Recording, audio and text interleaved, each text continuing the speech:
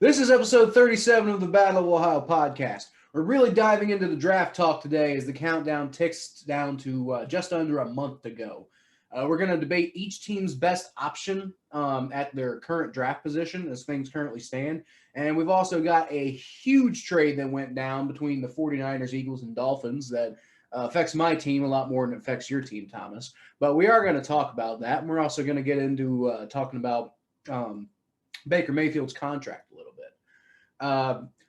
Finally, William Jackson III wants to act like a salty bitch and trash talk Bengals fans for no reason. But it was still funny when we sniped him away from the Steelers in the 2016 NFL draft. Because why, Thomas? Because the Steelers still suck. Steelers still suck.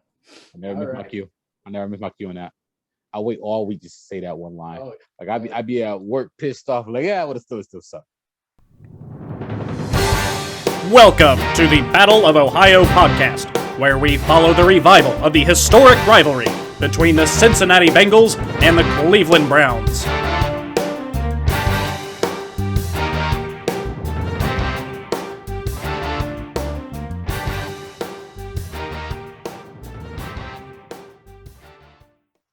Just a little bit of background on that, by the way. I really don't want to spend too much time in this episode talking about William Jackson III because he's a bitch and can go fuck himself. Yeah. But I forget what the exact quote was. I had it up here. But essentially, William Jackson III was in an interview talking about how excited he was to join Washington football team. And he threw a ton of shade at the Bengals. He was talking about, like, you know, they're always wondering why they're not winning. Happy I'm out of there. I wish them the best, but it's a blessing to get away. And he specifically said, Cincinnati, they got some crude fans. Misery loves company. So, you know what? You go fuck yourself, William Jackson III. What the hell did you ever do for us except be a fucking disappointment? You dick. I'm sure Chidobe Awuzie is going to be 5 times the cornerback you ever were. Yeah, what have you done for me lately? Yeah. The other background behind that comment I made about the Steelers and everything was in 2016, the Steelers were like, had William Jackson III was the guy that they wanted. They were like, oh, we're going to get this guy. And he made it all the way down. The Steelers were pick number 25. He made it all the way down to pick 24. I think the Bengals got word that the Steelers wanted William Jackson III, and they also kind of needed a cornerback. So they're like, hey, watch this. Pick William Jackson III up, and next pick, the Steelers panicked and took Artie Burns, who is not even with the Steelers anymore. I think he ended up getting traded. Is that what happened? No, they just declined his 5th-year option. Okay.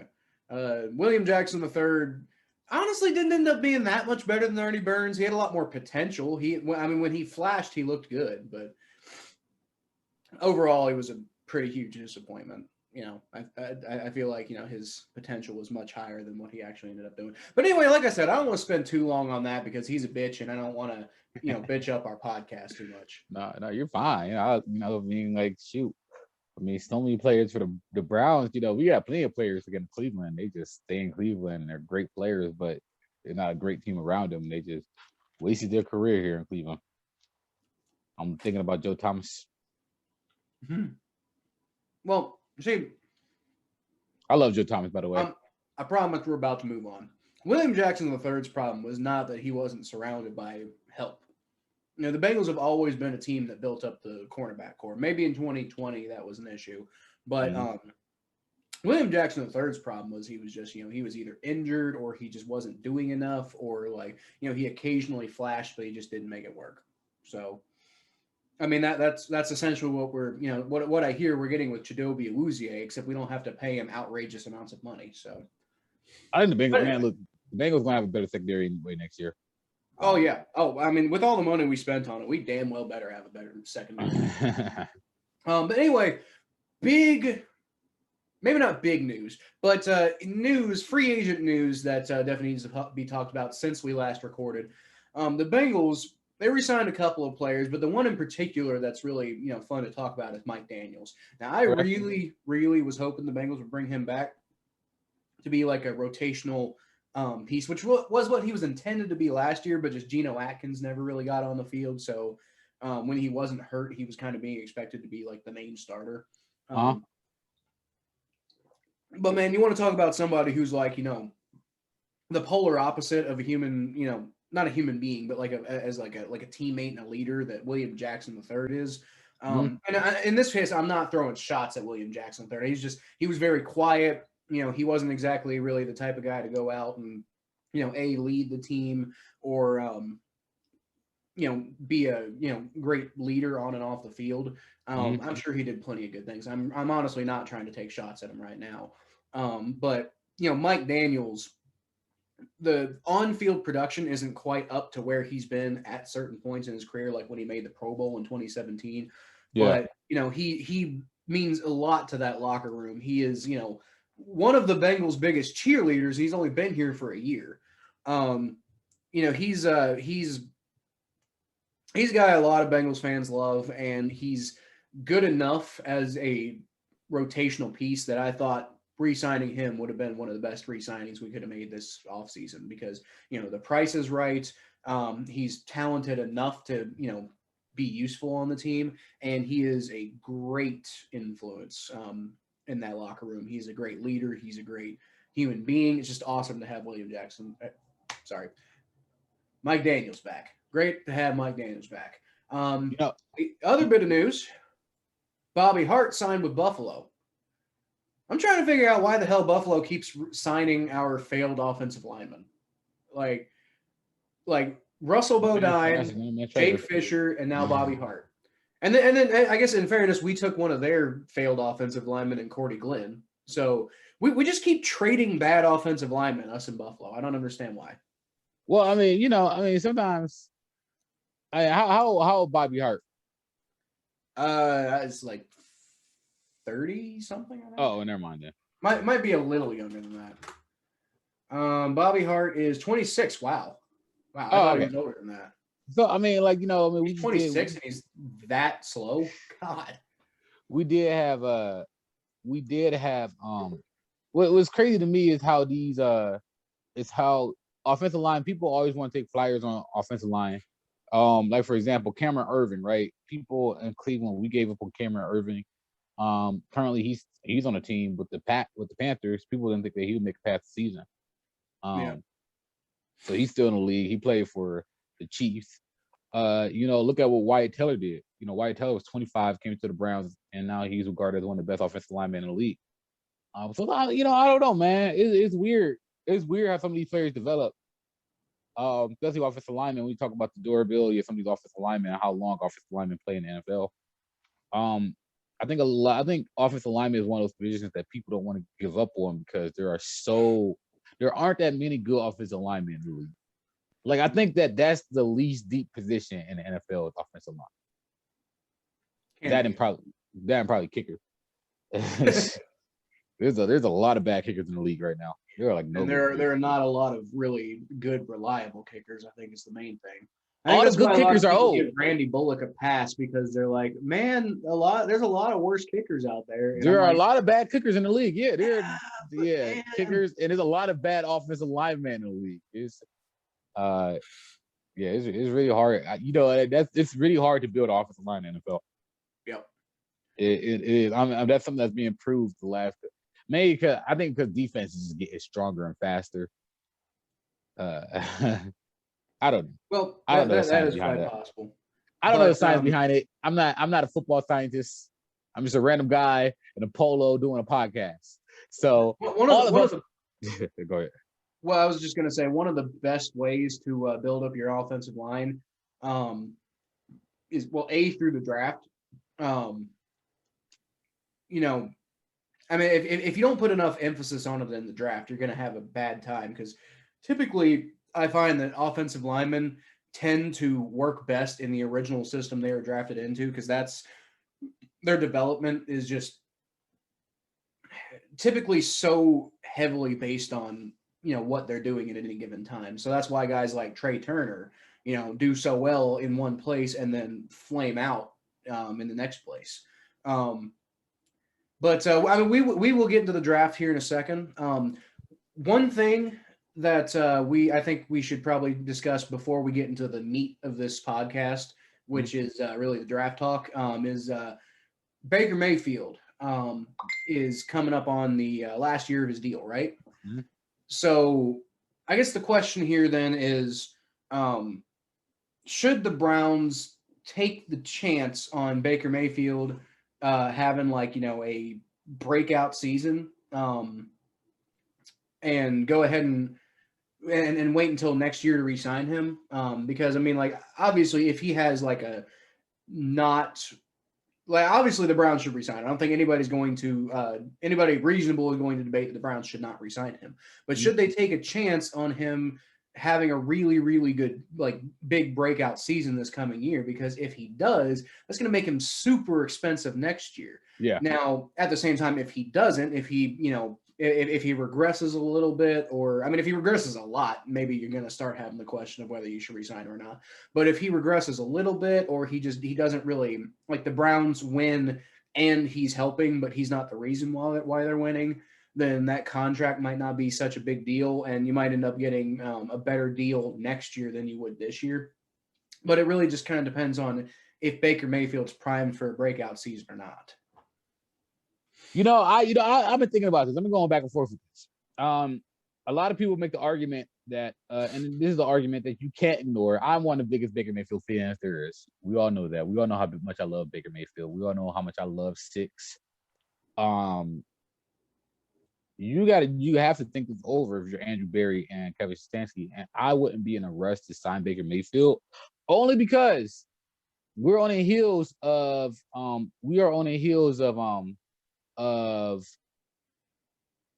what's his name? Oh crap, I forget the name. Oh no, we are on the heels of Carson Wentz and Jared Goff. So that just happened. So they, those two players who got a lot of money early before their contract expired, and they flamed out. Jared Goff is not playing on the same team, neither is Carson Wentz. I think Jared Goff has more potential than Carson Wentz right now. But Carson Wentz just look horrible. You're trash, Carson. But I don't think Baker Mayfield going to have a bad season next year. But I gotta ask Baker Mayfield the question: how bad do you want to win championships, and how many championships do you want to win? Because Tom Brady constantly took less money, and they was always able to build a team around him because he never took as much money as possible. He took enough to make his family happy and himself happy, but he also won 7 Super Bowls, because you're able to build around a quarterback who's not taking a max contract or as much money as possible. Now, I'm not going to tell you Baker Mayfield to go out and not get as much money as possible, but all I'm saying is Kansas City is about to make a lot of cuts because they got a $500 million contract they're paying that man Patrick Mahomes. So I don't know. I don't know, man. But at the same time, Kansas City's also getting every single bargain free agent there is. That's true. Because they've got that whole hey, we're Kansas City. We got Patrick Mahomes. You come play for us, you're going to win a Super Bowl. You come play for us on a 1-year cheap-ass deal, you're going to be able to sign a huge deal next year. So the thing about Kansas City is because they are who they are right now, yeah, they got to make a bunch of cuts coming because, they're paying Patrick Mahomes so much damn money. But at the same time, everybody wants to go play for them. They can go get guys who are willing to come to Kansas City on a discount because they're Kansas City. It's the same thing you were talking about with, you were talking about Tom Brady. And it was kind of the same thing with him. You got to think part of the reason, now Tom Brady just is who he is. He's already made a ton of money, whatever. Mm-hmm. But part of the reason Tom Brady took those pay cuts is because he already had proof that he was, playing for probably the greatest coach of all time. And he was, had one of the greatest runs around him of all time. Don't forget, how many of those Super Bowls were won on his rookie contract? His first year, nothing really happened. His second year, they won the damn Super Bowl. His third year, they didn't, win the Super Bowl. But his fourth year, they won the Super Bowl. So, I don't remember if they had. I don't think. Well, they didn't. They definitely wouldn't have had a 5th-year option on a 6th-round draft pick. So whenever he signed his first contract extension, they had already won 2 Super Bowls at that point. Although actually, were contracts 5 years back then? Because I remember Carson Palmer saying if contracts were 5 years back then, they would have won 3 Super Bowls already. Tom Brady had already won either 2 or 3 Super Bowls when it was time for his first contract extension.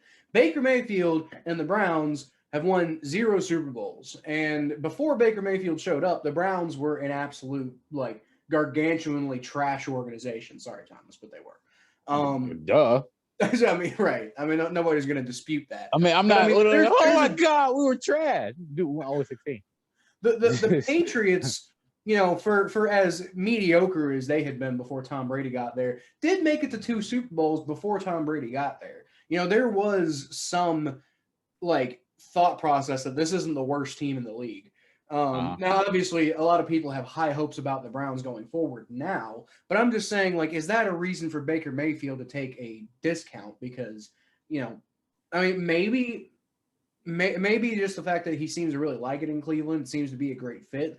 Maybe that would be a reason for him to take a discount, but he wouldn't have the same reasonings that Tom Brady had at the time. Tom Brady was just like, dude, if I stick around here, we're going to do amazing things. And they did. Maybe Baker Mayfield could have a similar thought process, but it's not going to be the same thought process because you don't have the evidence that the Browns can win a bunch of Super Bowls like Tom Brady had. Yeah. I think that, well, yeah, sure. I think that Baker Mayfield, he's not going to take less money. I don't think he's going to do that. I would prefer if he did that, but, you know, at the same time, I'm not in his pockets. I don't want to tell another man how much money he should make. At the same time, you should make as much money as you want, young brother. But, I mean, I want Super Bowl. So the selfish side of me is like, yeah, you're going to have all these endorsements and commercials. You got Progressive. I mean, I don't know, man. I think, but if you think that Baker Mayfield isn't going to take a discount, you know, honestly, I'll probably go ahead and resign him. Honestly, I'll sign him now because I really do think Baker Mayfield is going to have a breakout season next year. And if you're Andrew Berry, you're Kevin Stefanski, and if you're Baker Mayfield, you have every reason to believe that you're going to have a breakout season next year. Because first of all, you threw 30 touchdowns in an offense that is in your first year playing this offense. Next year, with a longer season, so stats are going to be inflated. Baker Mayfield is going to be in second season in his offense. So if I'm if I'm the Browns, I'm re-signing him now because I believe that you can cheaper deal, and I think Baker Mayfield should go freaking off next year. I think Baker Mayfield is going to go off, and I don't think that he's going to take the lesser money. I don't think he's going to take less money. I don't think he's going to do the Tom Brady, Tim Duncan discount. So you know what, man? If you want to save money, you got to sign him now. You got to re-sign him now. You just got to do it. He's your quarterback. Go Baker.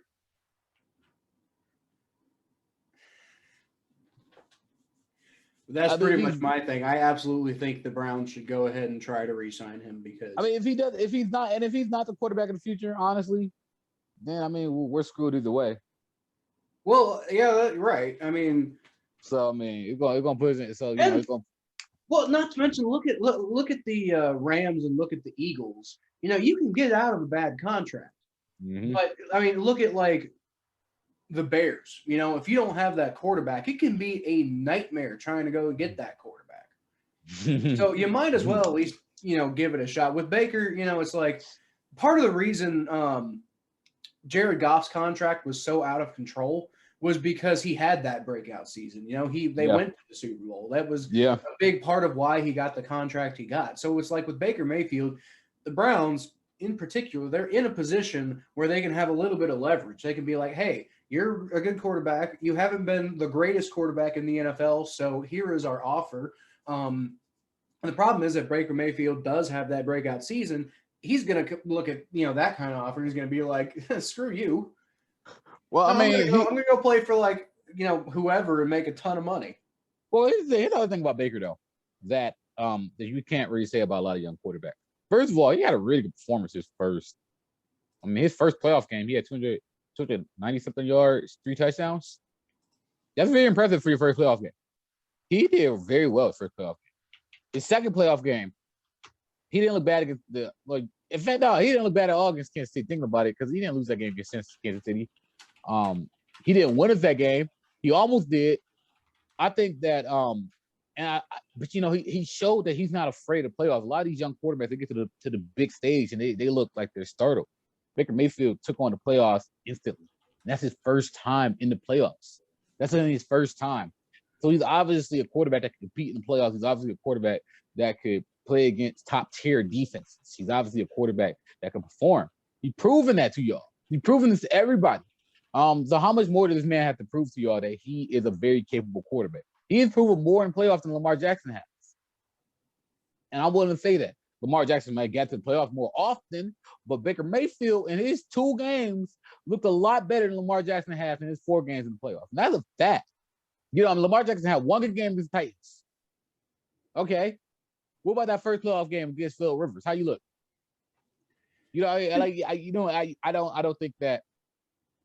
In fairness, it is a bit of a small sample size with Baker, because it's like 2 games, but those 2 games are back to back. Yeah. So he's only been to the playoffs 1 season. But you remember when Blake Bortles played for the Jaguars, right? And Blake Bortles, and I thought he was going to be the next Ben Roethlisberger. Well, okay, so Blake Bortles got what 2 playoff wins that year, right? Made it all up to the AFC Championship game. Now, the reason why he did that was because the Jaguars had 2 good matchups and they had this bomb-ass defense, but Blake Bortles was horrible those games. Like, he outlasted Tyrod Taylor. Congratulations.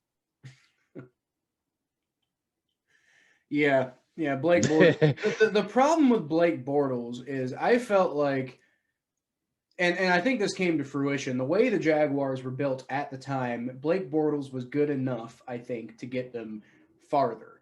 Now, he definitely had his issues, but they were built on defense and defensive prowess. The biggest problem, the biggest problem with Blake Bortles was, just the fact that when you couldn't keep that insanely amazing defense together because of some of the internal issues that Jacksonville had, and some of the egos that were kind of rampant on that Jacksonville team, when that defense isn't at its height, then Blake Bortles isn't going to even be enough for you to be competitive. He was kind of, it was like a really bad version of Andy Dalton and the Bengals, Yeah, no, I agree. Now Blake Bortles, man, Blake Bortles, man, that's one of those philosophies where people go like, oh, you don't need a quarterback, you need a good team. And then you build this good team, but the quarterback's absolute trash because he can't move the ball down the field. What a trash ass quarterback. All right, let's get into draft talk. Yeah, we've spent, I think, too long on non-draft talk so far.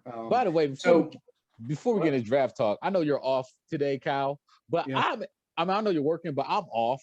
So currently, to enjoy my off day, I'm drinking a Down East original cider. Now, Down East original ciders, what they do is they have all the words and everything on the can upside down, because you're supposed to put the can upside down so the all the ferments, all that good stuff on top could just go on the bottom, and fruit stuff and science. Yeah. So then you turn it back up, right side up, shake it a little bit, open it. Oh, wait, so cold. Wait, so what is it that you're drinking now? A Down East original cider. Oh, cider. Okay, because I'm over here thinking you're drinking a beer, and you're like, I'm gonna shake it up, and I'm like, it's a bad idea. Don't do it. This is not any cider. It's the original cider that's from Down East. I don't know how East could be down, but apparently it is. Well, I guess if you're in a really mountainous area, and if you're in the middle, if you're on the eastern slope of the Rocky Mountains, right? So I guess on the east side it would be down. If you go farther east, it's going to be down into the plains. East is right. not down. Yeah, so I am drinking a Sprite. I'm drinking a Sprite because, as Thomas said, I'm working, and I just got some Indian food, and Indian food, weirdly enough, goes really well with Sprite. Yep, can't drink while FedExing. Probably shouldn't drink and work at the same time anyway, but you really shouldn't do it if you drive for a living, and I do. So I should eat more Indian food. Indian food, there's some bangers. yeah. Well, I mean, we got some good Indian food. Good, actually, like a lot of good international food around the area I live in now. I do like, Thomas. I do have a beer that I have that I really like, and I really want to talk about. I'm kind of excited to talk about, but we keep only having time to record when I'm working, and like the beer part was supposed to be something that we do at the beginning of every episode, and we have a beer every single time, and et cetera, and I just can't do that when we have to record while I'm working. It's stupid. It's cool. We'll be famous soon. Don't worry. Yeah. One day I won't have to be working at FedEx anymore, and we'll just be making a ton of money off of this podcast, and then we'll just be drinking. We'll be drunk the whole time. Oh, that's gonna be a fun time to watch.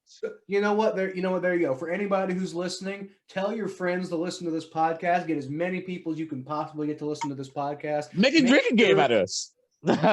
Make sure me and Thomas are sustained off of the revenue we get from this podcast alone. Then we will quit our full-time jobs, do this podcast only, and just be fucking sloshed the whole time. It'll be hilarious. Make it happen. Or at least make us go down to part-time. I think if I'm going to be sloshed constantly, I would need to be not working at all. So, all right, let's get to the draft talk. Yeah, let's go ahead and get into this draft. I got some things I want to say about the draft too, because this quarterback race is getting very interesting in this draft. I know it got nothing to do with us. Well, speaking of that, one of the biggest stories right now in the draft is the fact that the Miami Dolphins, San Francisco 49ers, and Philadelphia Eagles all did like a 3-team trade to put the 49ers at number 3, the Philadelphia Eagles at number 6, and the Miami Dolphins at, actually, what is the order again? Okay, so you got the San Francisco 49ers at pick number 3, the Miami Dolphins at pick number 6, and the Philadelphia Eagles at pick number 12. So pretty much, I mean, it makes sense to me. The prevailing theory is that there's no way the 49ers are trading up and giving up as much as they gave up to get to number 3 and not take a quarterback. So let's just go ahead and assume that the 49ers are taking a quarterback. You got most likely Trevor Lawrence going number 1. Sounds like the Jets are going to take Zach Wilson number 2, which I think is a mistake, but whatever. Yeah, and then for the 49ers, I keep hearing Mac Jones, but that just seems so ridiculous. Why would you trade up to number 3 to get Mac Jones?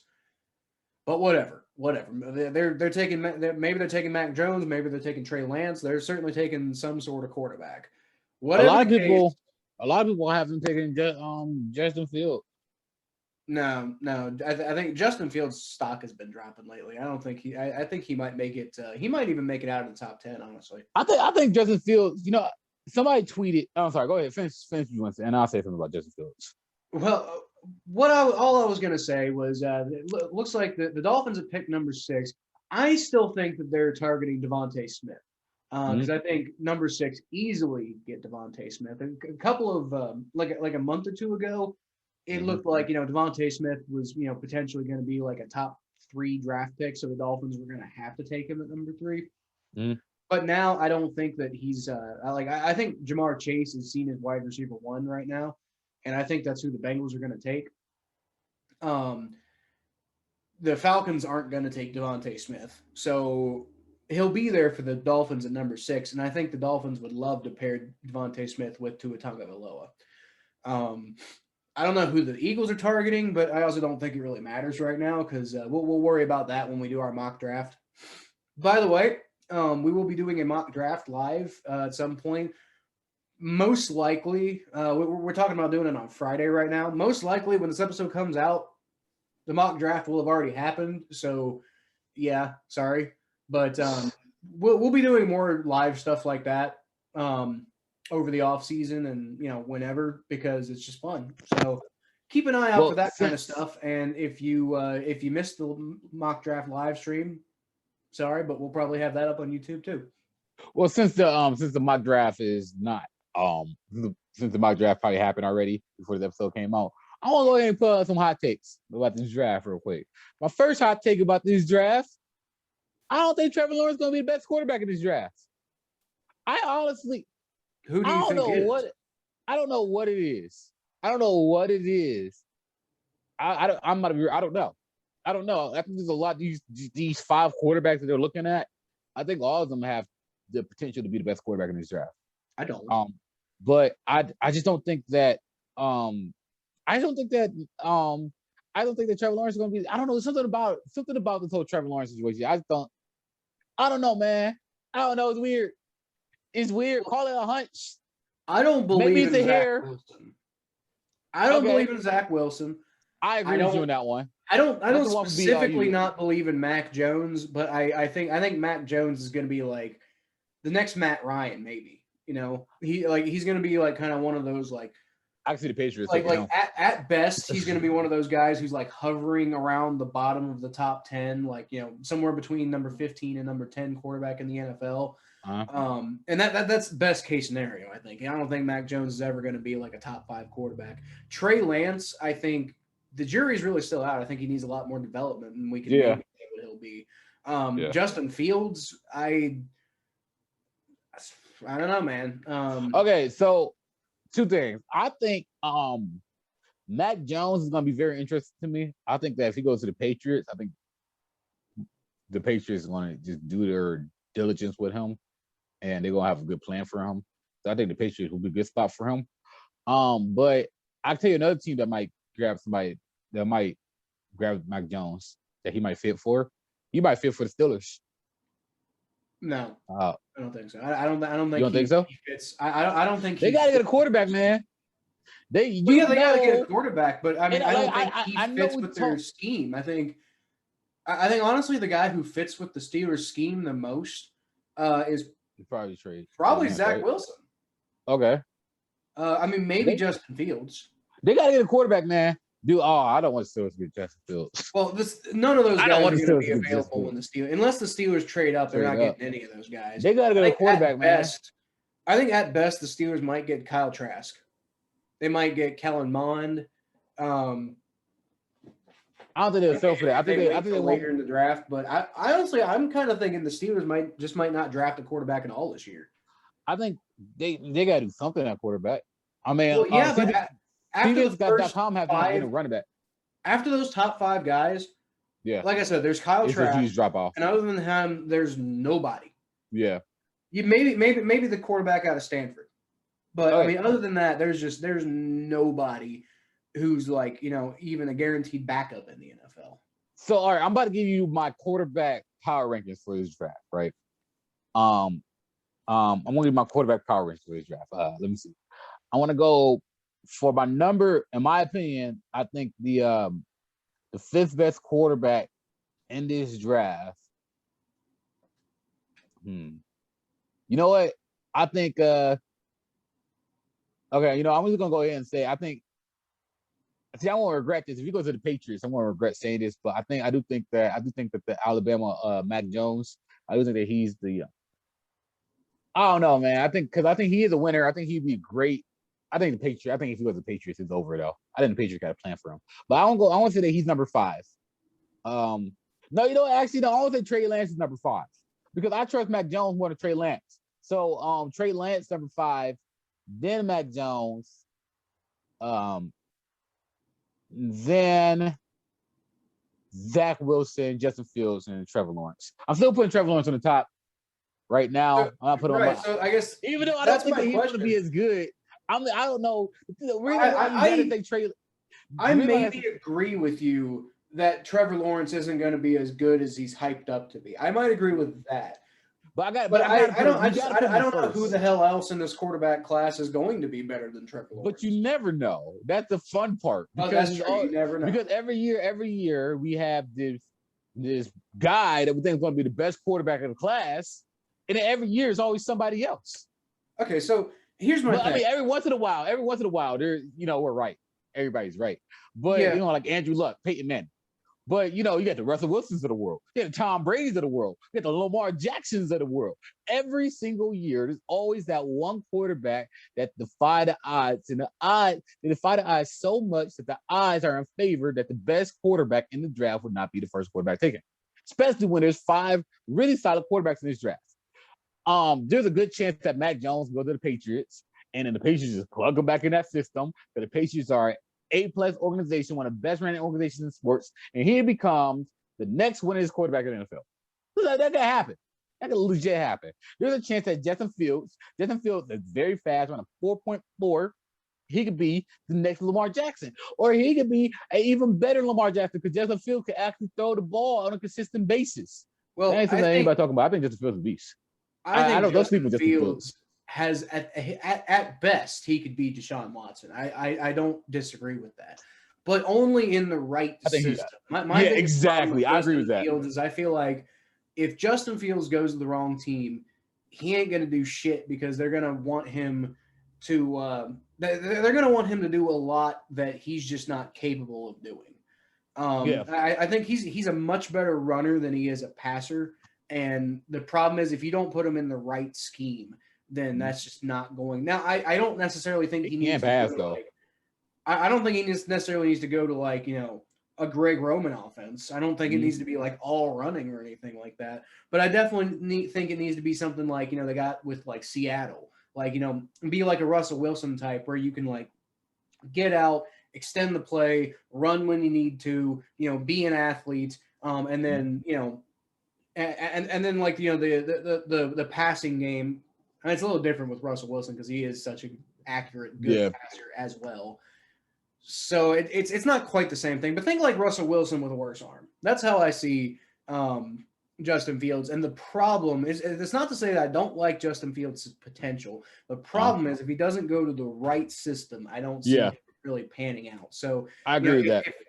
If I was going to power rank the quarterbacks myself, it'd be Justin Fields number 5. And part of that is just the jury's still out kind of thing. Yeah. And then for that reason, I would have Trey Lance number 4 because again, it's kind of a jury's still out kind of thing. I think Trey Lance, just overall, I think he's handled more adversity. He's handled more stuff, etc. And he's close enough talent-wise to Justin Fields that I think overall he's a better prospect. I think you can stick Trey Lance into more systems and make him work than you can with Justin Fields.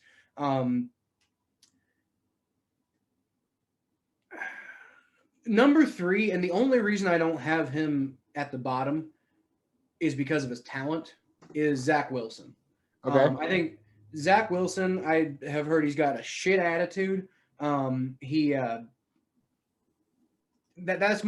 is the biggest red flag to me for any, not just NFL, not just quarterback, but any NFL player really. If you got a shit attitude, I don't care how much talent you have, I don't care how much et cetera you have.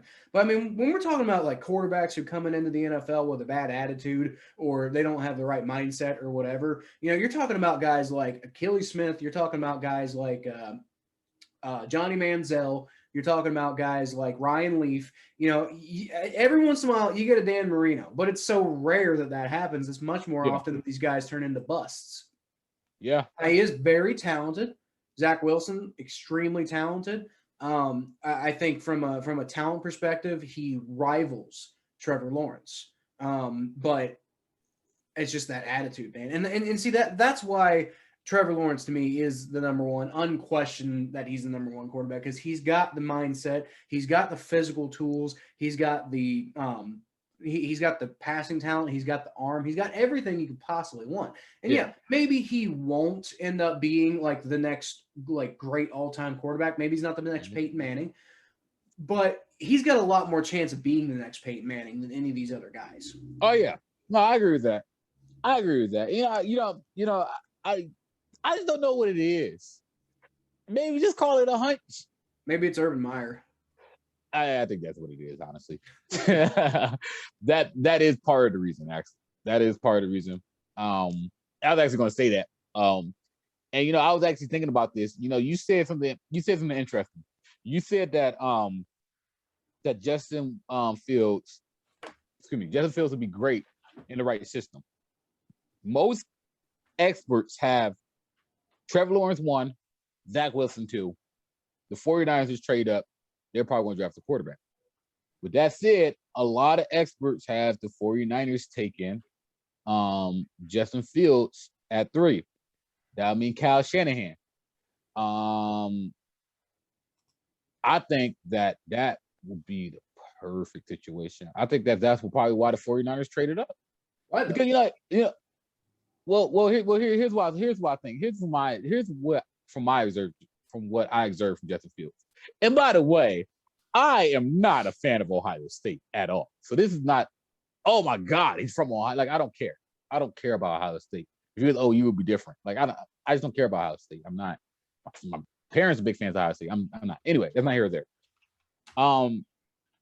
When most of the games that I watch is Justin Fields, like you said, he's a big running quarterback. He's a real runner. He likes to run a lot. And look, it's typical of Ohio State quarterbacks. They're more running backs than quarterbacks nowadays from Ohio State. And then you had a quarterback who finally passed, and that was Dwayne Haskins, who broke all the Ohio State passing records. And then he goes to Washington, and he just failed. You say he's a better running passer. I think that he has a really good passing ability. I just think that he don't have confidence in his passing ability. I watched that game against Clemson. I seen him throw some dimes during that game. He had a great performance against Clemson, and it made me realize that it's not the fact that he can't pass, is that I think that he don't have as much confidence in his passing ability as he does in his running ability. So I think it's more of a mental thing than a physical thing, because I think that mechanically, I think he can pass. I think he can make the right pass. I think he can mechanically make good passes. I just think it's all about decision making. And I think Kyle Shanahan can help with that. And I think Kyle Shanahan will bring out the best of him. And I think that, we're going to be sitting here talking about, I don't know, I think that he'd be in a better situation than Trevor Lawrence and Zach Wilson going to the Jets and then going to the Jaguars. He would be in a lot better situation because he's going to be able to establish franchise, the 49ers, who are organized, who have a good coach, who have winning history, who still have a lot of talent, just had a lot of injuries. I think Justin Fields to 49ers is going to be a great match. Here's my problem with that. We're talking about Kyle Shanahan's offensive scheme, right? Mm-hmm. Justin Fields is the exact opposite of the kind of quarterback that he typically goes after. That's why, even though it's weird that they would trade up to number 3 for him, that's why Mac Jones makes sense, because he's the typical kind of, pocket passer type, who can, do a couple different things. But, he's like Justin Fields is just too, what do you call it? Justin Fields is just too erratic. He's too much of a running type quarterback to really, I think, fit with what Kyle Shanahan typically does. Yeah. So I mean, that's why the Mac Jones thing makes sense. I mean, it's weird, but that's why you can connect the dots there. Supposedly they love him, and he really fits with what Kyle Shanahan typically does. So, sorry. Yeah. No, I see. I agree with you, but my kind of argument to that would be, look what Baltimore did with Lamar Jackson, and they haven't really proven to work yet. They haven't really proven to fail yet. But one thing a lot of these coaches are doing nowadays with these young quarterbacks is they're building the offense so they could succeed in it. So when Lamar Jackson got to Baltimore, Harbaugh, what he did was he restructured the offense so it could be more friendly to Lamar Jackson. He performed well in that offense, in that style of offense. I don't know, man. I think that Kyle Shanahan is a football genius. I think that him changing up his style is possible. It's possible. Well, certainly possible. That's what he would have to do. But I wouldn't pimp anything past Kyle Shanahan because he hasn't won a Super Bowl yet. So he probably trying to figure out some kind of evil scheme, some evil genius idea how to win a Super Bowl. He's probably trying to figure it out. And I don't know. I think Justin Fields have a lot of talent. I think that he had a lot of potential. I think that it's all there. He just gotta put it to the table. And I think somebody like an offensive genius like Kyle Shanahan can bring out Justin Fields' highest potential. And I think his ceiling is very high. Watch though, they just totally pull like a left field kind of move, and they end up taking Kyle Trask. That'd be funny. They might, but with that said, with 5 quarterbacks in the draft, with the 49ers trading up, this is great for the Bengals because that means the first 3 picks in the draft are going to be quarterbacks. Possibly four, exactly. So which means currently, though, as we speak at this very moment, the draft starts at number 4. Actually, you know what? Because the Falcons could mess around and take a quarterback. But you think the Falcons would take a quarterback? Or you think? All I'm saying is that if the Falcons don't take Kyle Pitts, draft Kyle Pitts. The draft starts at pick number 4. That's when the draft starts, at pick number 4. And with 3 quarterbacks off the board, y'all literally can pick any of the best players, not named quarterback, the position that you guys are best at. You know how great that is to be a Bengals fan. You guys are literally in the perfect position. In fact, to make this position even more perfect, let's say the Falcons do not take a quarterback. Hypothetically. Let's say hypothetically the Falcons do not take a quarterback. Then that leaves y'all at the number 5 spot and a whole bunch of quarterback hungry teams in the NFL. So that gives the Bengals an option to possibly trade down to another pick to possibly add on more picks so they can have their cake and eat it too, where they can draft an offensive lineman and add on to another pick for a later season or this season. Now I don't think the teams that I would think that'd be quarterback needy who would probably trade up. The Lions just got Jared Goff, they wouldn't.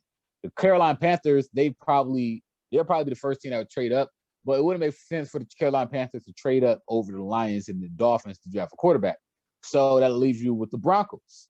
Would the Broncos be willing to draft to leapfrog over Carolina, the Lions, and the Dolphins to take a chance on a quarterback, or would they probably roll the dice with Drew Luck? I think that if I'm the Broncos, I'd probably roll the dice with Drew Luck and probably, the Cowboys have Prescott, the Giants have Daniel Jones, the Eagles have Herbert. No, not Herbert. The Chargers, they wouldn't trade up. Would the Vikings trade up from number 14 with the Bengals? Or that's an interesting idea. Trading back with the Giants. If you had the opportunity, if you could talk the Vikings and trade it with y'all, would y'all do that? I don't know. I'm just spitballing this idea of trading down. Vikings ain't gonna do that with Kirk Cousins in this contract, though. Kirk Cousins is kind of like Andy Dalton, where he's good enough that you don't really need to go do anything right now. True. Sometimes he's good enough. That's what I'm saying. Same like with Andy Dalton. Andy Dalton was sometimes good enough. I mean, the football team will be the next team that will probably need a quarterback on this list. But I wouldn't see Washington. I mean, Washington have a history of trading up to get a quarterback, but I wouldn't see them doing that. The Bears at 20, they might trade up. The Colts, no, the Colts are good. I just forgot they just signed up. The Titans aren't getting a quarterback. The Jets said it. Steelers, I don't ever see the Bengals ever trading with the Steelers, but the Steelers are a quarterback needy team. Yeah, I ain't gonna have it. Yeah. You think maybe actually, it'd be a crazy idea. Nah, that wouldn't work. I don't know.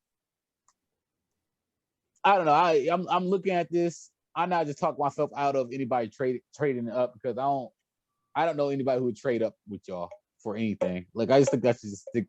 You guys need to stick at 5 and draft Kyle Pitts. Panthers. I can see the Panthers doing it, but why would the Panthers trade up to get a quarterback when nobody else in front of them is going to draft a quarterback? First of all, somebody else could trade up in front of the Panthers and take a quarterback. That is true. Here's the thing: pick 1, Trevor Lawrence, we know that. Pick 2, Zach Wilson. We pretty sure about that. Pick 3. Look. So the Draft Network, they've got their predictive board up, and according to their predictive board, they've got Mac Jones at number 3. So let's just say Mac Jones goes number 3, and I don't understand that. Most people don't understand that, but that's what the 49ers want to do, whatever. So you got Trevor Lawrence number 1, Zach Wilson number 2, Mac Jones number 3. Then you got Atlanta. Maybe they take a quarterback, but maybe they take this. This actually kind of makes sense to me. Maybe Atlanta does take a quarterback. Maybe they take Trey Lance, who kind of like Jordan Love last year needs a little bit of development. But you got Matt Ryan right now. Yeah. So maybe they do. Maybe they pull the trigger. Maybe they're like, let's go get our quarterback of the future so we can keep this thing rolling. That'd be the best thing that can happen to the Bengals. That'd be the absolute best thing. Oh, that'd be so great. The best thing that happened to the Bengals is the first 4 picks in the draft are quarterbacks. That means we can literally take. Well, it means a couple things. Y'all have the number 1 pick in the draft, essentially. Literally take whoever we want in the entire draft that's not a quarterback. It means we have like the pick of the litter, which is exactly. Y'all pretty much have the number 1 pick in the draft. It also means people might panic about Justin Fields. People might be like, "Oh man, what if he goes next?" And so that's what I'm saying. You got Carolina. Yeah. Maybe the Bengals are like, "Hey, Panthers, maybe we may have heard some rumors that the Broncos might be wanting to trade up. Oh, hey, Vikings, or we've heard some rumors the Vikings might be wanting to trade up or something like that." The Bengals could talk somebody into a trade. And if they don't, you still get the best player in the draft who's not a quarterback. Yeah. You know, man, it might actually be better because I really like the idea of trading now. I really like the idea of trading now. Because if you trade down, you're gonna get a second first-round pick. Can you imagine coming back next year with 2 first-round picks?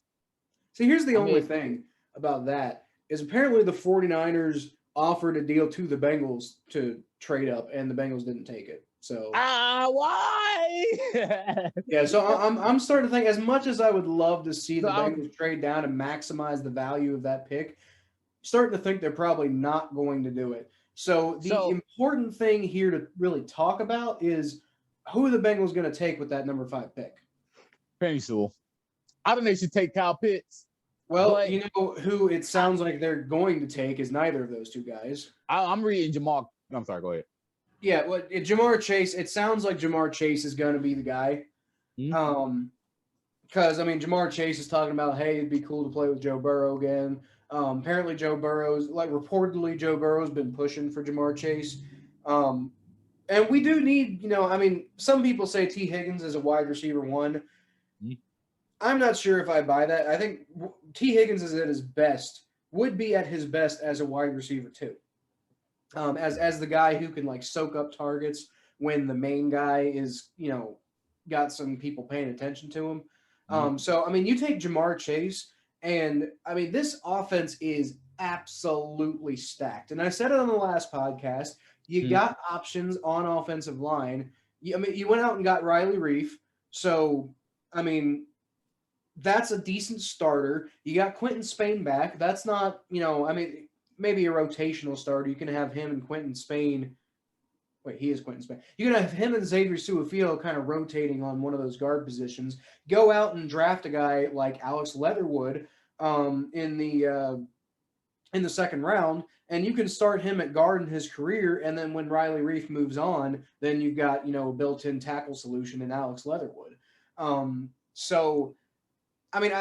As great as Penei Sewell seems, a lot of people are big on Penei Sewell, and a lot of people are saying, oh, he's this great player, and maybe he is, but the impact that a great wide receiver has is more than the impact that a great offensive lineman has. And not that a great offensive lineman doesn't do some good things, but you don't need the best of the best of the best on offensive line to have a good team.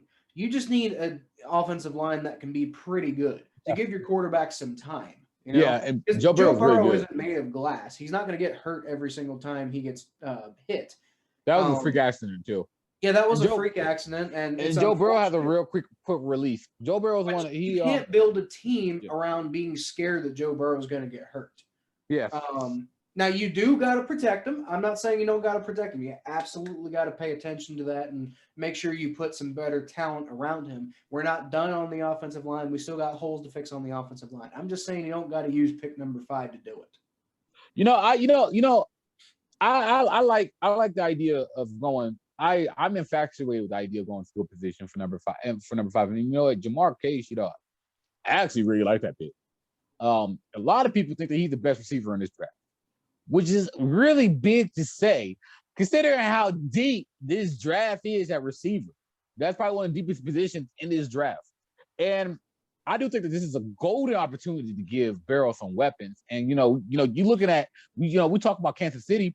A lot of people argue the reason why Patrick Mahomes is so good is because of all those weapons that he has. What if we say the same thing about Joe Burrow? What if we give all those weapons to Joe Burrow? What if Joe Burrow have freaking T. Higgins and Jamar Chase on each corner, and he had Drew Samples, and then you have Joe Mixon coming out the backfield? Come on, man. That'd be nuts. I think Jamar Chase would be a great addition. But I still like Kyle Pitts better. Come on. I know y'all got Drew Samples, but Kyle Pitts, man. Here's the thing. There's also the possibility that the Falcons take Kyle Pitts, because they do need tight end help. Yeah, I can see the Falcons taking Kyle Pitts. Kyle Pitts had an insane pro day, so it's starting to kind of get to the point, and the fact that he's kind of viewed as like a wide receiver tight end hybrid. It's starting to get to the point where he's a gangster. Right. It's starting to get to the point where my original criticism of taking Kyle Pitts is maybe not quite as valid, because it kind of seems like everybody's valuing him as a top 5 pick across the board. So maybe he is in play. But I think the thing about Jamar Chase is, like, I think any other team, maybe Kyle Pitts would be a better guy to take. But I think for the Bengals, because you have that Joe Burrow connection. Yeah, you gotta do have tight end. Well, that and because, like I said, I think you would enhance T. Higgins so much by putting him next to another really great wide receiver. You could do that with Kyle Pitts too, but I think you'd be so much better off by putting somebody like I said, like Jamar Chase. Just put him there. Look, Kyle, he's gonna be off the wall, man. Kyle, I got a confession to make. I'm gonna be real with you. I'm gonna be real with you and all the fans who are watching this podcast. I'm gonna be real with you. I have adopted the Bengals. I doing this podcast maybe adopted the Bengals as my second team. You know what it was? It was when I was at that Browns-Bengals game, and Bengals fans were just the most chill, relaxed fan base ever. Y'all are so cool. The Bengals fans are so freaking cool. Like, it's like, I know we're rivals, but like, it's fun having a rivalry with y'all. Y'all like the people that I want. Like, y'all not like the neighbor that I hate. Y'all just the brother that I'm trying to beat. That's what the Bengals are. That makes sense. Yeah. So yeah, y'all like the twin brother that I don't like, but we'll team up to beat the greater enemy, the Steelers. You know what I mean? Like if we don't do well, I would love to see the Bengals do well, because for one, they're still in Ohio, kind of. Y'all Kentucky, whatever. Anyway, but like, y'all cool people though. Like, Bengals fans are cool. I want to beat y'all. I hate y'all, but at the same time, like, y'all my brother. So when I look at these picks, I'm looking at these picks that I could, if at any scenario the Browns get out before the Bengals, I got to root for the Bengals. I'm gonna root for the Bengals, and the Browns get out before the Bengals. So I am kind of biased. I'm looking at the players that I'm just having like a fantasy of what player I would love to go watch and go like, all right, he's pretty awesome, that Joe Burrow would throw to. And I'm sorry, man, freaking Kyle Pitts. That dude is going to be insane, bro. Like, look what Travis Kelce is doing. Look how impactful Travis Kelce is. Look what Gronk is doing. Look how impactful having a good tight end can do for your team, man. Or great, not a good tight end, a great tight end. Look at Mark Andrews. How often do we talk about how important Mark Andrews is to Lamar Jackson? Like, you take Mark Andrews away from Lamar Jackson, I wonder how well he's going to do. But Mark Andrews is he's a tank. He don't miss no games. He is so consistent. He catches a touchdown every single game, if not every single game, just about every single game. The great for my fantasy team. He's always reliable. He has good hands, and he's hard to guard. And you got another one of those players that don't come around a lot, staring you right in the face. You can find receivers, but man, finding great tight ends on that level, man, dude. I mean, Jamar Chase, it's cool. You and Joe Burrow are buddies, but man, like I really want to see Kyle Pitts in it. I think Joe Burrow to Kyle Pitts. Go ahead and take Jamar Chase. It's okay. Just take Jamar Chase. Just don't take Penny Sewell. There's too many skill positions to take Penny Sewell. Don't take Penny Sewell. That's the worst thing they could do.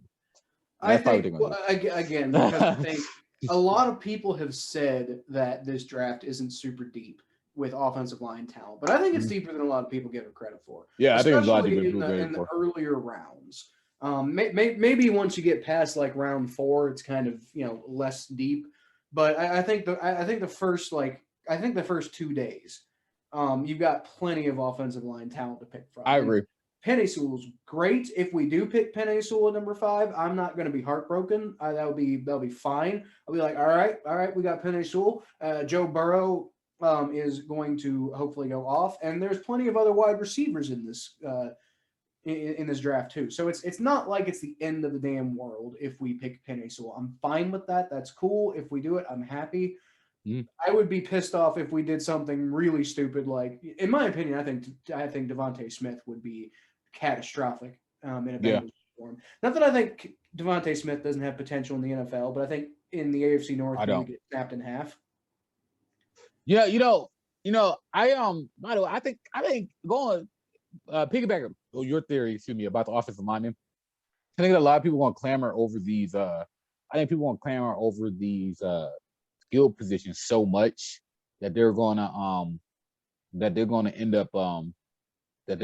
up ignoring the offensive lineman position. A lot of people pay attention to offensive line. There were 4 great offensive linemen taken in the first round of last year's draft, by the way. So I just want to say that, there were really great offensive linemen taking the draft last year. So what's going to happen is, what I'm seeing is, like, when they first come out with these mock drafts, usually when they first come out the mock drafts, they usually first come out with the best prospects possible, and then as we get closer to the draft, the mock drafts have more quarterbacks. The quarterbacks float all to the top. That happens every year. The quarterbacks are always scattered, like 15, 17, 18, 20, and then they've got these quarterback pro days, like, oh my God, that quarterback's amazing. And then all the quarterbacks do the propaganda, move up to the top.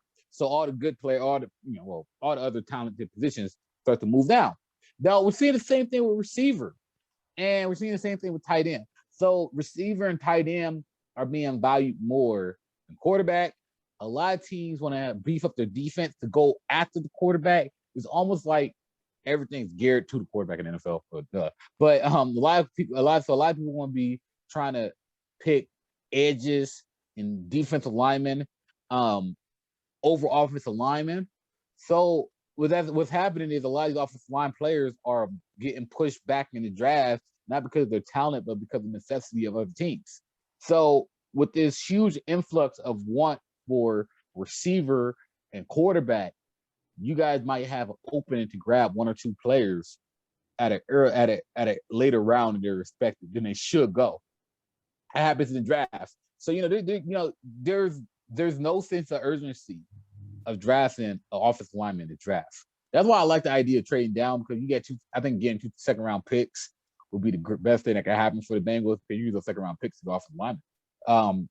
There's a couple good offensive linemen that's scheduled to go in the second round. Jaelan Phillips from North Dakota State. A lot of people have him going to the Bengals. The Clemson had Jackson Cameron out of Clemson. There's lineman Iki Bird from Notre Dame. I might be real with you. I don't know nothing about these athletes, but I'm reading the experts, and the experts are glowing about these people. And then you have Aaron Banks, who is from Notre Dame. That's 3 offensive linemen that they expect to go in the second round at least. And there's 3 offensive linemen they think they have at least second round talent. And you also have Quinn Ramirez. That's it, right? So trade that. So y'all can even trade up and draft into the second round, take some of these offensive linemen. But all I'm saying is that I wouldn't rush to get offensive linemen, especially when you get these generation talents at receiver and tight end. Agreed. I just want to point out that I just simulated a mock draft, and I am absolutely fascinated by this. But by the way, I did it just to see like how many trades I could really get out of the insanity of the possibilities. I ended up with let's see, 1, 2, 3, 4, 5, 6, 7. 8, 9, 10, 11, 12, 13, 14, 15, 16, 17, 18, 19 picks total. 8 of which were all in the first 3 rounds. Now, I also ended up trading, like, overtime, I ended up trading down to number 28 with the Saints. And there was like 5 trades to get down to there. So it's ridiculous. It would never happen. But we ended up with Terrence Marshall Jr. In the wide receiver in the first round, who is like, another guy who's from LSU, a wide receiver from LSU, who's fairly familiar with Joe Burrow. And he's good enough to be a good pick for the Bengals. I think him and T. Higgins would compete for being, the number 1 over time. He wouldn't be like an all-time talent. Not an all-time talent, but what do you call it? Like a generational talent type, like Jamar Chase would be. Mm-hmm. But if you're going to be making that many damn trades, and like I said, you get 3 picks in the you get 8 picks in the first 3 rounds, then maybe Terrence Marshall Jr. wouldn't be the worst thing ever. Well, I also ended up getting Liam Eichenberg, Alex Leatherwood in the second round, Joseph Asai, Carlos Basham in the Richie Grant and Chaz Surratt in the third round. And actually, I'm on pick 96 right here, so I'm going to take. I don't really like any of these guys. Well, if this episode, by the way, I want to say I'm really big on the Browns taking Zaven Collins. I'm very big on him. I'm very big on him. I like him a lot. Sorry, Zaven Collins being the 1 second. Let me actually bring this back up real quick. I think he's just a physical freak. Give me that dude, man.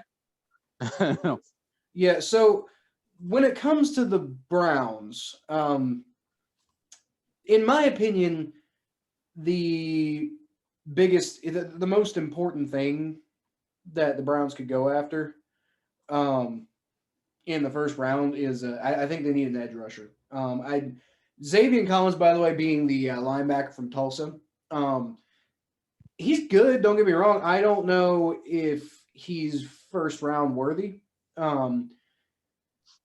He's a good pass rusher. He can play in all different sorts of areas. Yeah, he would be a good addition, but I don't think he's really. He's like one of those jack of all trades types, right? Like I don't think he really excels exceedingly well in any one particular area. He's more of a do it all kind of type, which is fine. Yeah. But for a linebacker, it just seems awful high to be taking a linebacker who's not really particularly great in any one thing. Well, CBS.com has him taken Marcy Person, and there's also Georgery the edge Georgery Rosea. That's his name, right? Gregory Rousseau. Yeah, he's the one who played for Miami. Dude's a freaking monster. Well, wow, so here's monster. Wow, that dude. Actually, you know what? Okay, this dude's a freaking monster. Actually. Okay, so I'm actually going to push back on this a little bit. Not that Gregory Rousseau isn't, very good, but I actually believe that if the Browns are going to take a edge rusher from Miami, then Jaelan Phillips is the guy. Jaelan Phillips. Okay. He's you hear anybody who likes Jaelan Phillips talk about Jaelan Phillips, you'd think he's like the next Reggie White. I mean, this guy is off the charts athletic. He kind of didn't do quite so well before. Like his biggest problem is he's got a lot of concussions and at UCLA, and he didn't really truly break out until 2020 when I believe was Gregory Rousseau out in 2020. I believe. Yeah, he opted out of the 2020 season. So that was part of why Jaelan Phillips had such a productive season, was because Gregory Rousseau opted out and he, kind of had the opportunity to, do something insane. But like, dude, this guy is something else. You pair Myles Garrett and Jaelan Phillips together, and Mhm. just goodbye anybody in the AFC North as far as a quarterback goes. I actually desperately hope you guys don't take Jaelan Phillips because I want Joe Burrow to live. Well, they're not. Well, you got. Well, they're not going to take. They got corner. We'll go to corner. You got some safeties. They do all that on free agent. Literally, all they got to do. All they got to do is just beef up their defensive line. That's literally all they got to do. It's all. Yeah. I'm so happy to be Brown. I can't wait for this season. other than the defensive line, the main thing I've seen people saying the Browns need to fix. They need to add a little more corner talent. Yeah. My only thing is just like I don't know if like when the Browns are picking, if there's going to be any corners available who are worthy of that high of a pick. What did they sign Troy Hill? After you get past J.C. Horn, you kind of like it's a while till you get to the like the Greg Newsoms, the Caleb Farleys. Caleb Farley, by the way, might be a good pick if the Browns do want to go the cornerback direction. Caleb Farley might be a good pick because I've seen some people like a month ago projecting him as high as like a top 10 pick. He'd be a great immediate starting outside cornerback. But like I said, I in my opinion, the Browns need like if you plug another edge rusher into that defense, it's going to be hard for anybody, like any of their opponents, to get anything done in the passing game. They just signed. The Browns just signed. They signed Troy Hill. You got Ridley Williams coming back. You got Denzel Ward. You got Rick Delford coming back next season. So I mean, maybe Gregory. Maybe maybe with Troy Hill, Greedy Williams, Delford, who's the safety actually, but maybe the Browns are looking at their secondary and thinking that we have a lot of options that could organically grow. And I think that they have I think it'd be less of a gamble to improve our edge and our line than it would be to not improve our cornerbacks. I think they think that there's a good chance our cornerbacks can improve next year. Our secondary can improve next year. And I would have to agree with them. I think that if I'm the Browns, I'm trying to do whatever I can to beef up that line, so we get more pressure. Yeah. They by the way, they officially bring back Olivia Verner yet? Is that official or not? Who? Olivia Verner. I did not hear. Yeah. That might be something. Last I checked, it was actually reported. It sounded not reported. It sounded like the Browns were planning on moving on from Olivia Vernon. Mm-hmm. I don't see any information that they're not going to move on. I don't see anything that he is. Actually, the most recent thing I'm seeing is that the Browns are, looking at Jadeveon Clowney as a replacement. I was just about to say that. It looks like Jadeveon Clowney come in for a visit, and Troy Hill has been very vocal about why Jadeveon Clowney come to the Browns.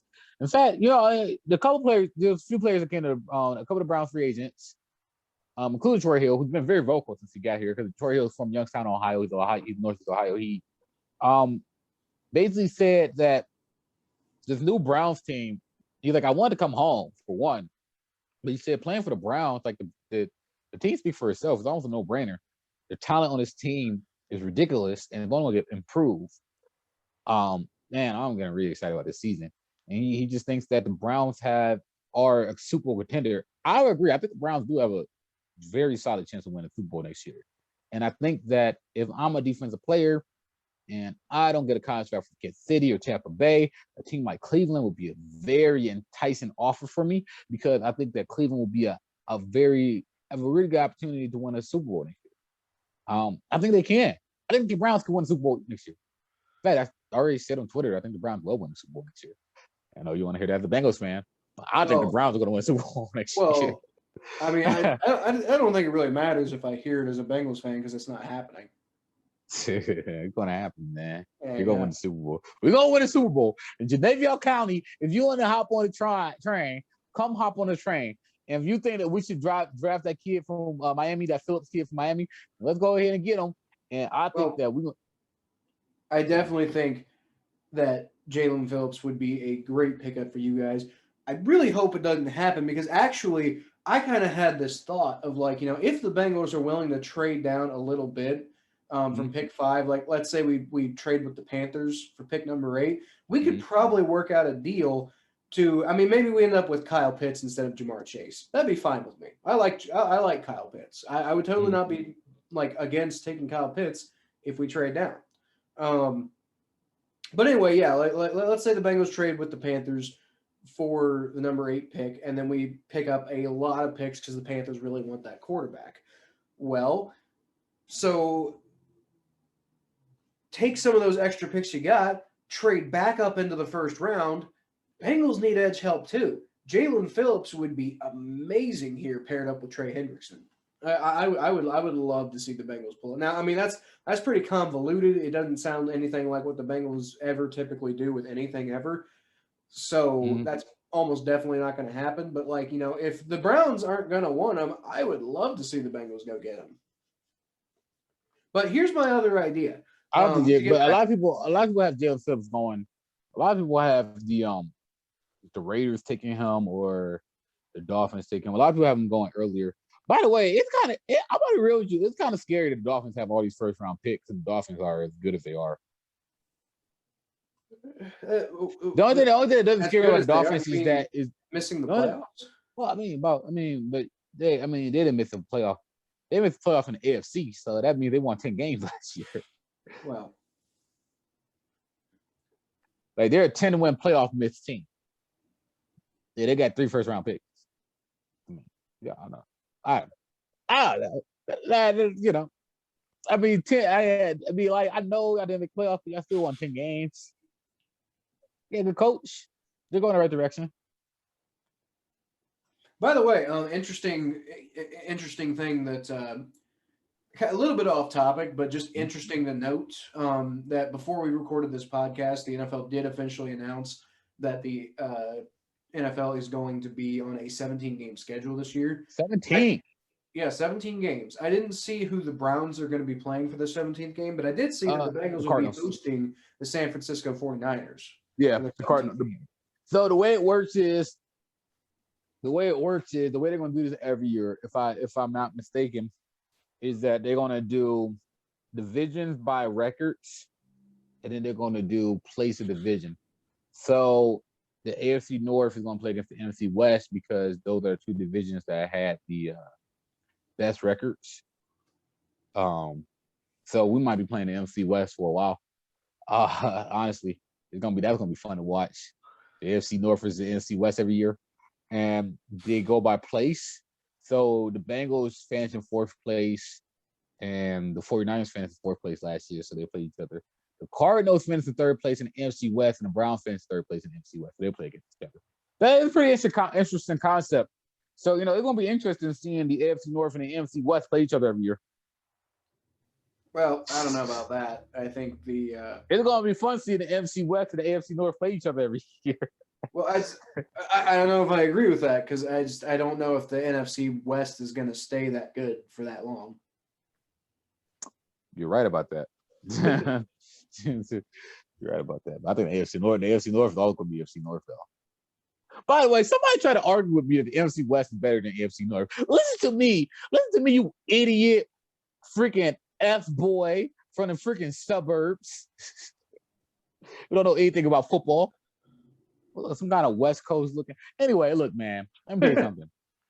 I don't know what the heck that you were smoking or drinking or whatever, because we were out at the bars when this kid told me this. But I'm going to be real with you, man. The NFC West is not as tough as the AFC North.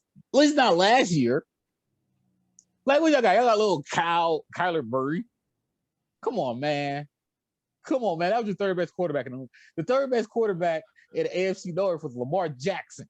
I know he's not a quarterback, but still. The fourth best was Ben Roethlisberger. He sat in a chair like this. Anyway, we'll get off topic. That's fair. Happy opening day in baseball too. It's currently snowing. Yeah, in Detroit. it's funny.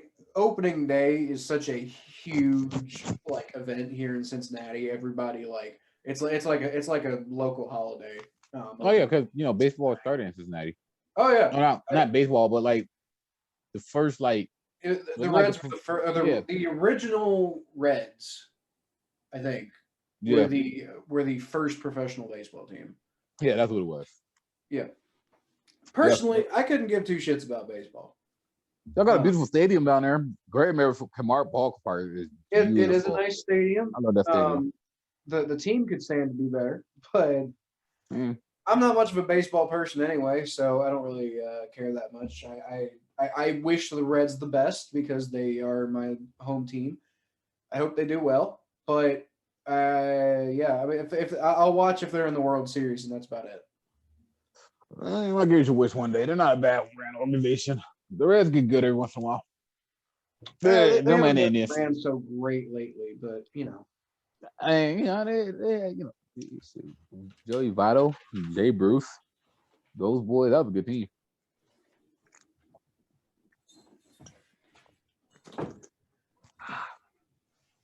Shoot, currently Shane Bieber's getting his butt kicked by the Detroit Tigers. Oh yeah, my wife just got home. I had to let the dog go see her. But anyway, one last thing I want to talk about as far as the draft is considered is the Browns in particular. I think a sneaky good pick for the Browns at what do you guys pick at number 25? Is it? 20. Wait, hold up. I just had 26. Yeah, 26. Yeah, 26. Yeah. So the Browns pick at number 26, and in my opinion, a sneaky good pick for them would be wide receiver. Now, first of all, you know how I feel about Odell Beckham Jr. Me and you aren't going to agree on that, and that's just facts. But who knows how much longer Odell is going to be in Cleveland in the first place? Doesn't seem like he's having the best time out there right now. So you don't know if he's going to re-sign or not. And even if he does, I feel like another like top wide receiver could really help out there in Cleveland. Yeah.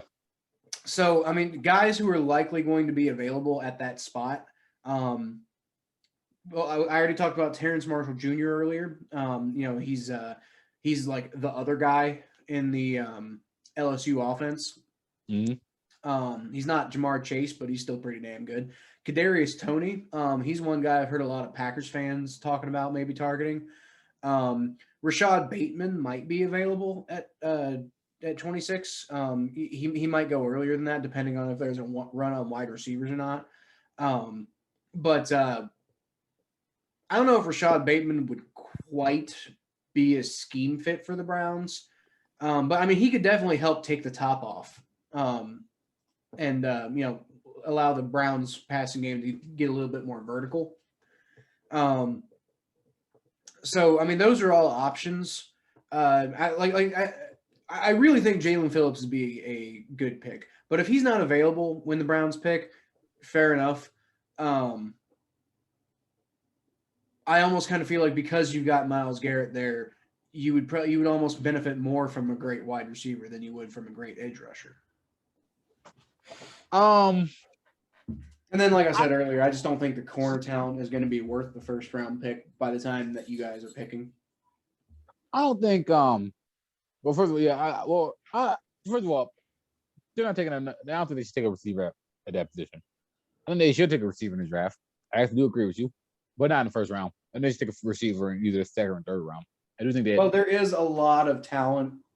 This class is really deep with wide receiver talent. Yeah, so exactly. You're right. That is another part of it. You could always wait until the second or third round to pick somebody. I think they should beef up the defensive line. But also, I mean, like we're not gonna agree on the Odell thing. I think Odell's gonna be a Brown for a while. I ain't here or there. Either way, I would take a receiver at 26. I'm definitely go either one of those edges or one of those linebackers. Personally. I'm not saying you have to go wide receiver at 26. I'm just saying that might be like, kind of a sneaky, underrated good move. Okay. I respect it. I don't agree with it, but I respect it. The other teams in the AFC North. A lot of people think that we think about the other teams in the AFC North. We think the other teams in the AFC North will do a draft. Well, so the Ravens, I think, are probably going to be targeting about the same. The Ravens basically have the same exact positional needs that the Browns have. Yeah. Like I said, wide receiver is a big hole for them. Mm-hmm. So maybe for them, wide receiver is a little bit more of a hole than it is for the Browns, but also edge rusher is something that they could really use. And that's actually another one where I was thinking, if Jaelan Phillips lasts till the end of the first round, then that might be a team that ends up targeting him. But yeah, I mean, you saw how hard it was for them to get a wide receiver. Like, they eventually got Sammy Watkins, but it was so hard for them to get people to come to Baltimore to be a wide receiver because, like, nobody wanted to do it because, the Ravens have this reputation around the league right now of being, wide receiver hell, essentially, because they're such a running-oriented offense. No wide receiver who thinks that they're, much of anything wants to go to Baltimore unless it's, like, their last option. Maybe it's bigger, man. Maybe it's something different. Because these NFL players, they're smart, man. NFL players are a lot smarter than people give them credit for. They call it educated players. And one thing, NFL players, NFL players like to win. They like to be put in a good situation. Like you said, on top of the fact that they're in receiver hell, maybe the players in the NFL see something about Baltimore that we're not seeing, or some of us are seeing. It's just gonna float out there, but I do think but I have been reading a lot that the Ravens are going to probably thank God they pick right after the Browns do because they give our sloppy seconds. All the mock drafts I'm looking at, I got the Ravens taking an edge or a linebacker as well, just like what the Browns doing. But I mean, like the Ravens got receiver, that'd be funny to me because it's not like Lamar Jackson can throw them ball anyway. Excuse me. All right, I'll stop roasting Lamar Jackson because I actually like Lamar Jackson. He's pretty awesome. But at the same time, you can't throw the ball, Lamar Jackson. I think you just don't like the Ravens. Yeah, I just don't like the Ravens. It's not that I don't like Lamar Jackson. It's the fact that I don't like the Ravens. Like, I think Lamar Jackson is pretty awesome. But I hate the Ravens, though. I hate your organization. I don't hate you. I hate the organization. That whole rapper organization. Y'all the neighbor I hate. Y'all the neighbor that stole our car and painted it purple and said it was your car the whole time. Y'all did that. Y'all took my car. You went to car shows with it. And then the Ravens fans are out there being like, well, somebody stole our car, so we have the right to steal your car. Like, it doesn't work like that. Doesn't work like that. Like, I'm sorry. What's his name? Irsay was a dick to you guys, but I mean, that doesn't make it okay. All right, look. Okay, look. As much as I hate the Ravens, I think it's more hilarious to talk about the Steelers draft needs because the Steelers have so many needs.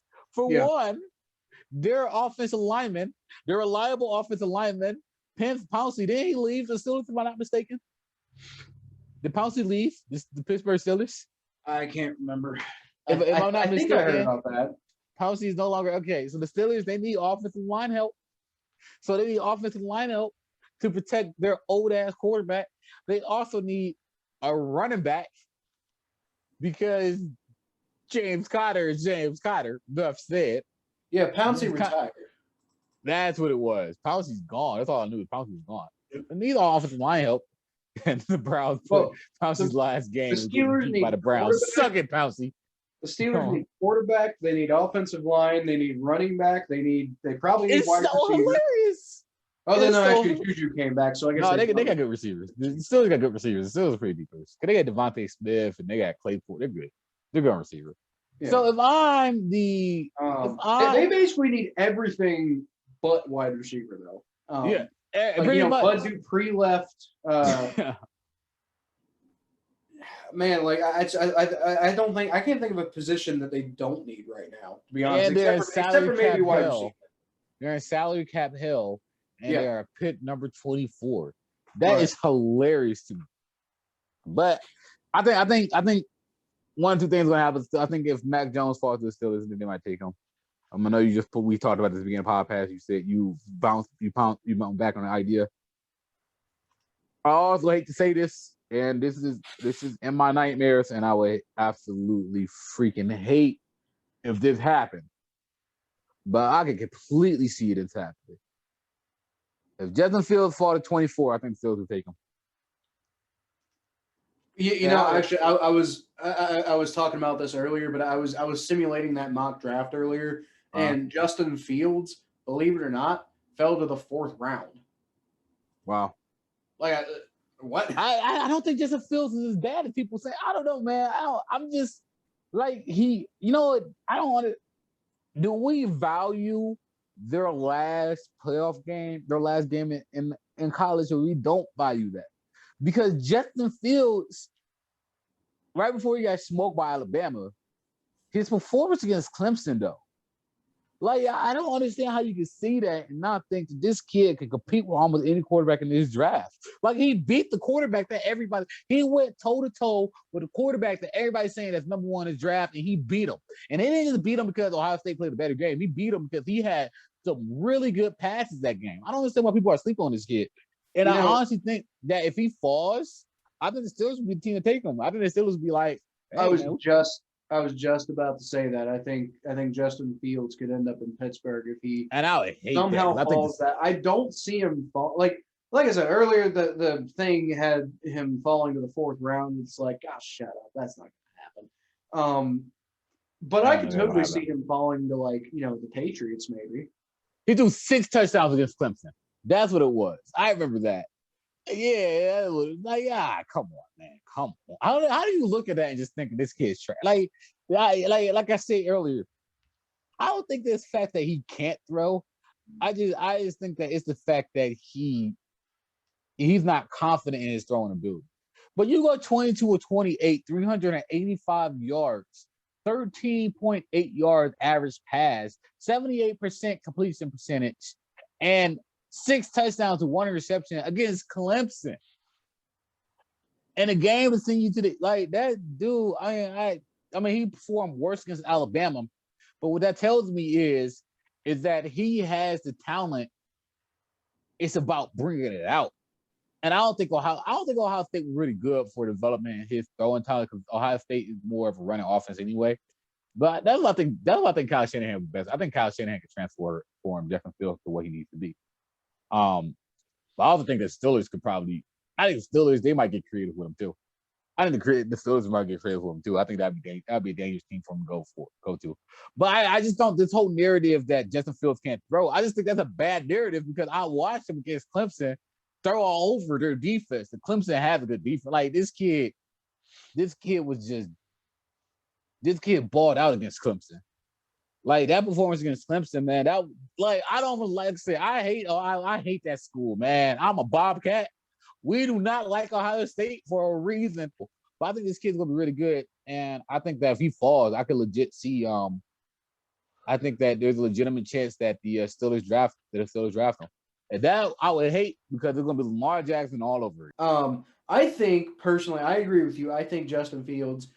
I don't like this, but I think it's accurate. I think Justin Fields, out of all of the quarterbacks, like the top 5 quarterbacks in this year's draft, I think Justin Fields probably fits best with the Steelers out of any of those other guys. Like I think I don't buy Trey Lance there. I don't buy Mac Jones there. Maybe Mac Jones. Not Zach Wilson. I don't think Zach Wilson's going to go anywhere and be particularly good, honestly. Trevor Lawrence would probably work great in Pittsburgh, but he's, I would be willing to bet my house that he's going to Jacksonville. Trevor Lawrence going to Pittsburgh. That'd be funny.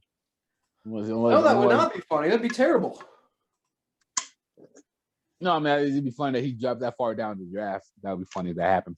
That'd be kind of funny. Until he ends up in Pittsburgh, then it would be a nightmare.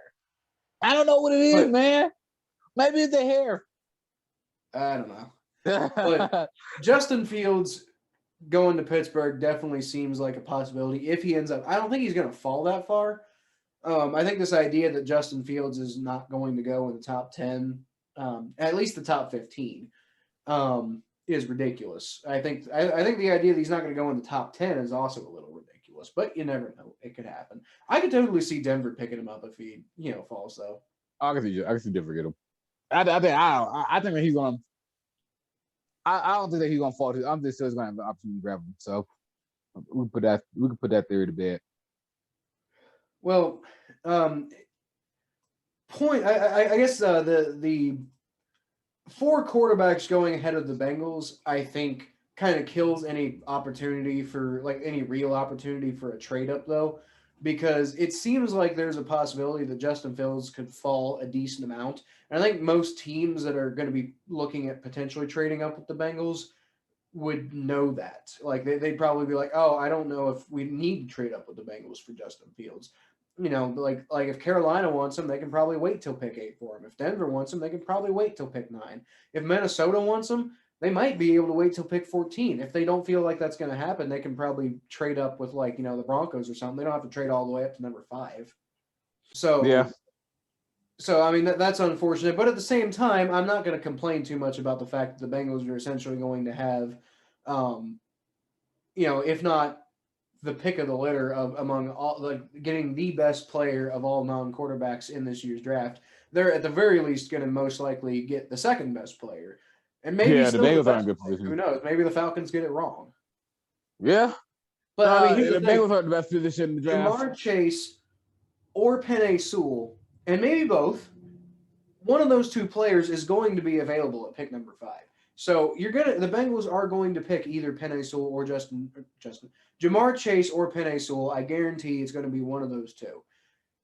Now, again, I wouldn't be upset with the trade down for Kyle Pitts. I don't know if I would take Kyle Pitts at 5, but I would. If the Bengals take Kyle Pitts at 5, I wouldn't be upset.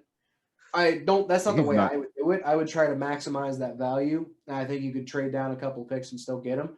But if you take Kyle Pitts at 5, I'm not going to complain. If you take Jamar Chase at 5, I'm not going to complain. If you take Penei Sewell at 5, I'm not going to complain.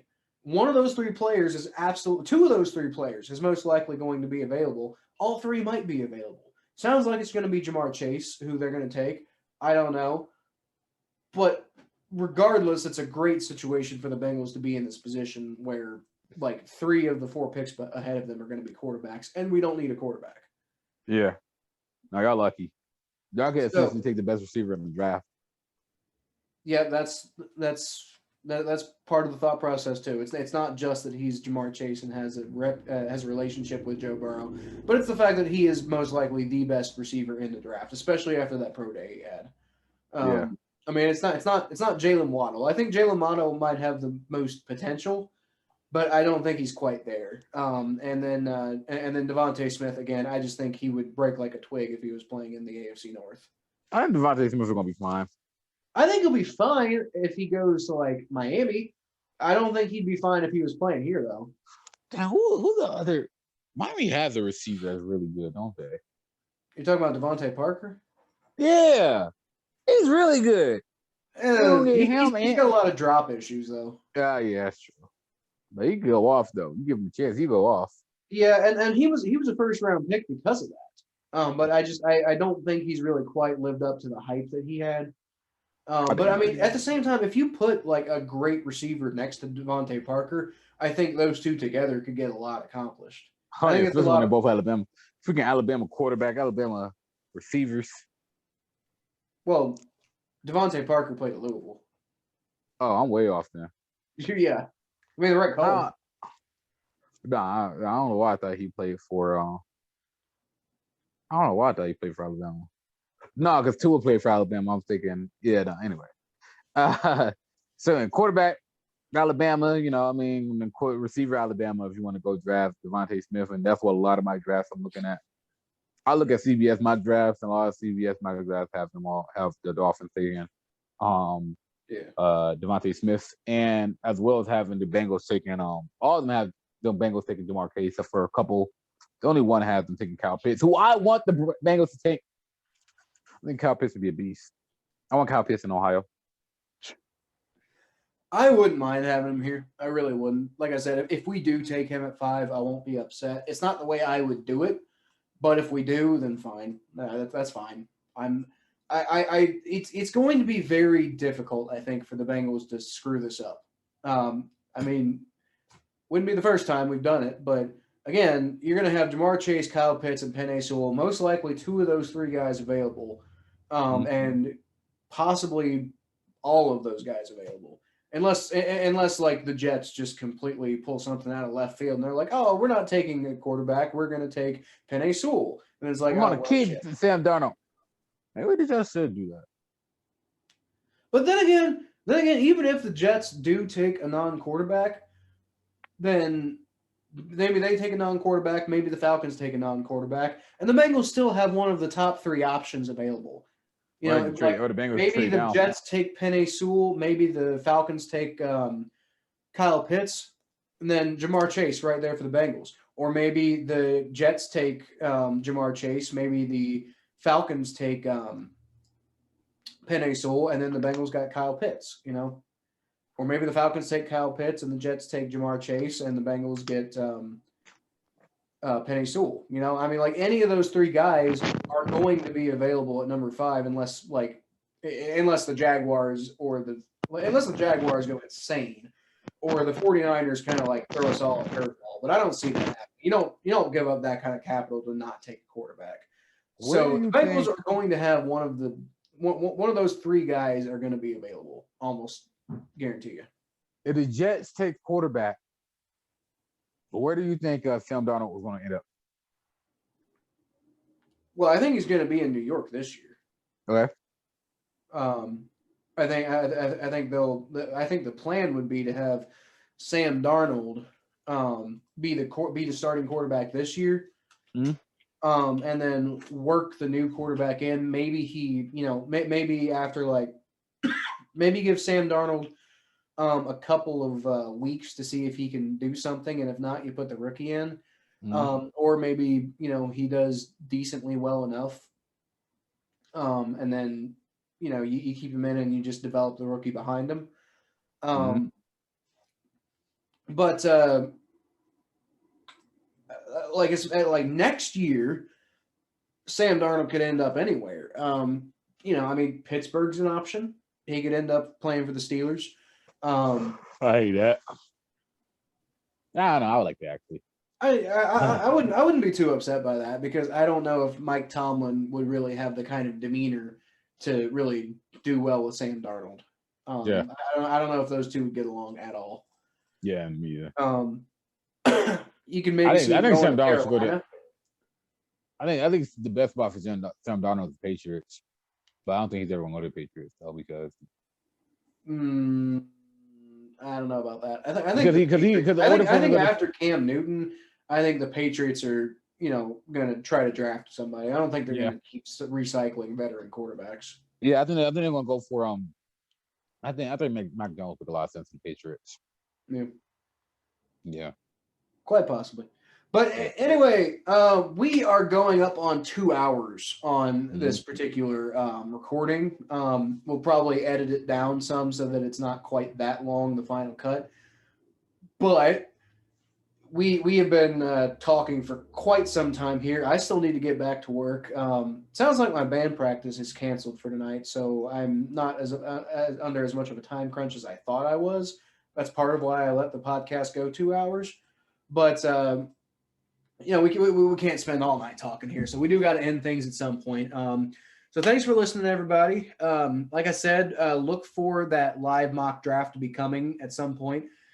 Still not going to announce a date right now because we just don't know yet. We still have both of us have to work full time, and both of us have very busy schedules right now, so it's kind of hard to really actually do anything that concisely, but we were talking about Sunday, so we might be doing it on Sunday. And if we do it on Sunday, then you'll be hearing this before we do it, because this episode probably come out on Friday or Saturday. That's I think right now that's what our thought process is. We're going to try to do the live mock draft on Sunday. Might even try to bring a couple of people in with us to help us do the mock draft. We'll see how that works if anybody's interested.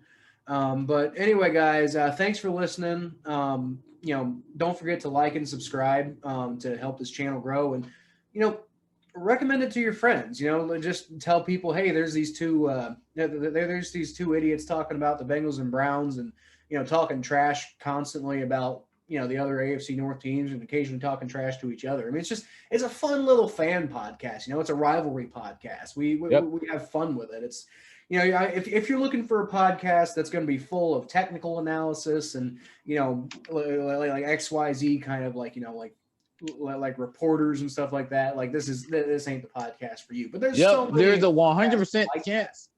There's a 100% chance that I'm going to eat Chipotle after the podcast. There's a 100% chance I'm going to go deliver my final 75 stops because that needs done.